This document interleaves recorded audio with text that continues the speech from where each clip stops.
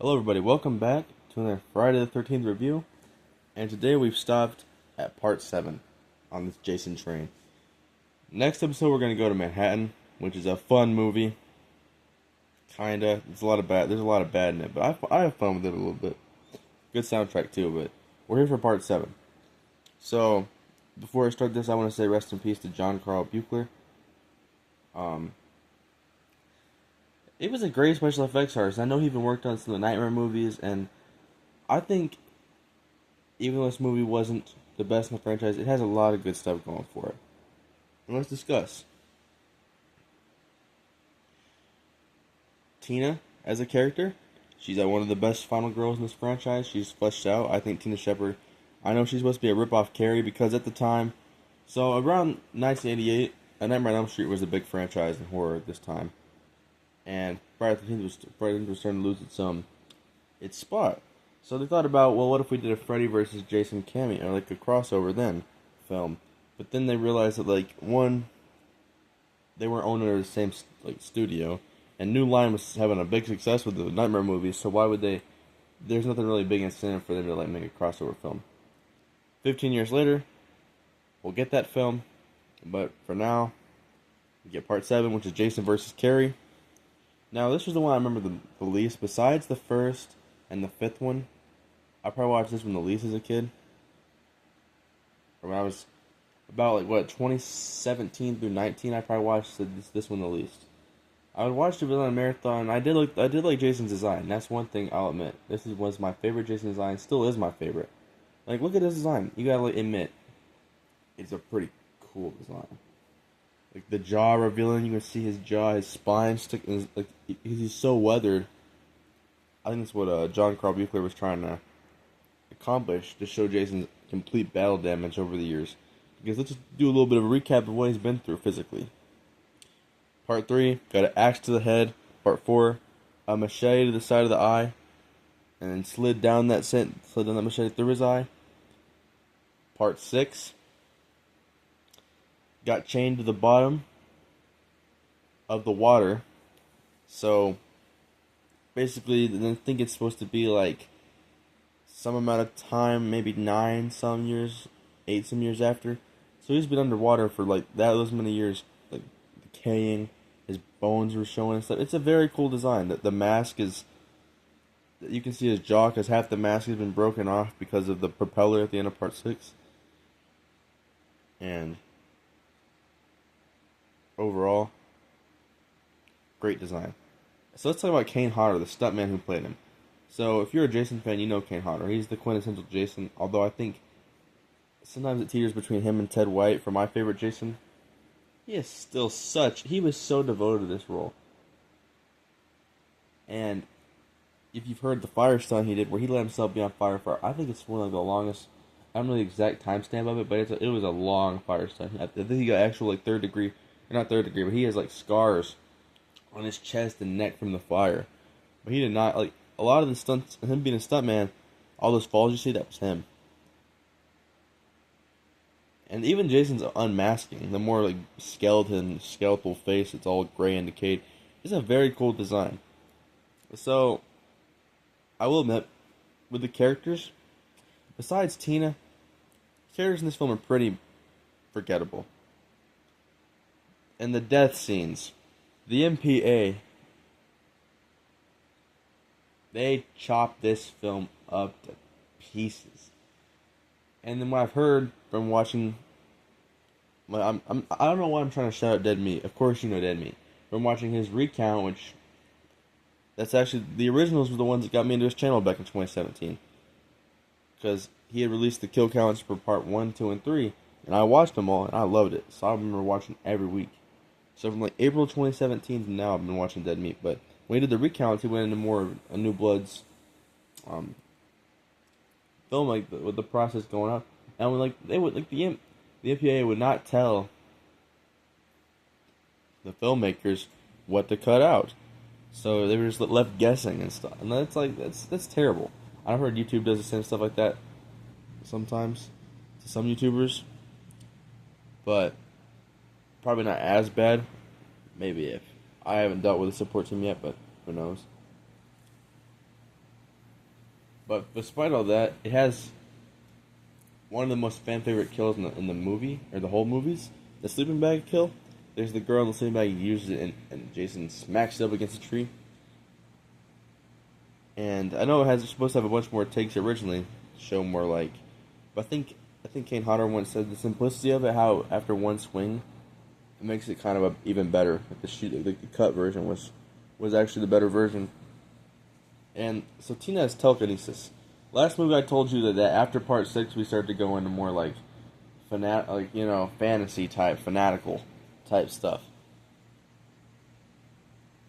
That's not even a word. I don't know what I said. But I know part 6 was a horror comedy and the whole premise was Jason getting zapped alive by lightning. So that's when we started getting into the more unbelievable stuff, because you could honestly argue the first 5 films could and could happen in the real world. But this one has telekinesis. The next one, he goes to Manhattan and gets turned to a kid again by this toxic waste. The 9th one, he turns to a worm. The 10th one, he goes to space. So like, yeah, this is when the franchise like goes into the fiction, like the straight fiction, not just. It's like science. I wouldn't say sci-fi. That's not like space, but like, like unbelievable. It's fantasy at this point. So, I like Tina's actor. She does a great job. And I think her dynamic with her mother is a pretty good part of this film. The therapist is a dick. That's actually the first motorized kill in the whole franchise, I believe, where Jason uses a motorized weapon, which is like that, yeah, I don't know what it was. It was something. Like the rotating saw blade at the end, but also there's some subtle nuances in Kane's performance as Jason that makes him just a lot more intimidating. Like, he breathes heavy. He just kind of pushes through. He doesn't even, he adds a more anger to the character. It's like, where Jason was not robotic, but pretty much point A, point B type of guy. Kill him, look around. This Jason is just pissed at everybody, which gives a new aspect to the character. The movie gets a lot of hate. I've heard some people call this one of the worst, but I don't believe it's the worst. It's a little slow pacing, but it tried something new, and you gotta respect it for that. That's why unironically, some of my favorite horror films are ones that try something new. Even the Thorn trilogy and the Halloween franchise, those tried the whole I don't know how good it went, but they didn't. They tried the cult route where he was a cult. They tried that. Michael was influenced by a cult. Now the way that they dealt with Jamie's character was awful. They should not have done that. They should have done something better for her because she deserves something better. But back to Friday the 13th. So this is definitely a downgrade over Part 6. Part 6 had so much good comedy. And Tom McLaughlin's probably my favorite director from this whole franchise. But this one is not the worst. So far, I'd say it is above Part 1. Hope that's not controversial. And it is above Part 5. But I still think the final chapter, Part 3, Part 2, and Part 6 are still above it on my rankings so far. And I feel like if it had better gore, this movie would be more memorable. Because, I've heard a lot of this stuff was going to be a lot more drawn out. But, like I said, they were cut down. Because by this time, the MPA hated Friday the 13th. They cut down on this one, and Jason Takes Manhattan the most. And it's kind of sad because, gore is, compared to story, the story, maybe it's not as important, but, for this franchise, you go for the gore, and you go for the sleaziness. And that's what I'm here for a Friday the 13th film. And it's kind of sad that these got, really, I think I don't know if there's an uncut edition out there, but I think it let us see this film what it was supposed to be originally, before it got cut down. And it might even be better than what it is now, but I still like it. I would say I don't watch this one the most. This one is not one of those I come back to the most, but, I want to give it a better chance. I want to, watch it more, because I truly believe it has something in its stuff going for it, and I believe that in the past, I was one of those people who ranked it. It was above Jason Takes Manhattan, But my opinion on that film has changed. I used to call that a terrible film. Like, I used to call the remake terrible. Yeah, and that movie is actually a pretty good Friday the 13th film. Maybe it's not the original series, but hey, like it was a return to form. But what would I rate Friday the 13th Part 7, A New Blood? So for the characters, Tina's a great character, but everybody else is pretty forgettable. Tina's mom's pretty good too. I do that one a 7.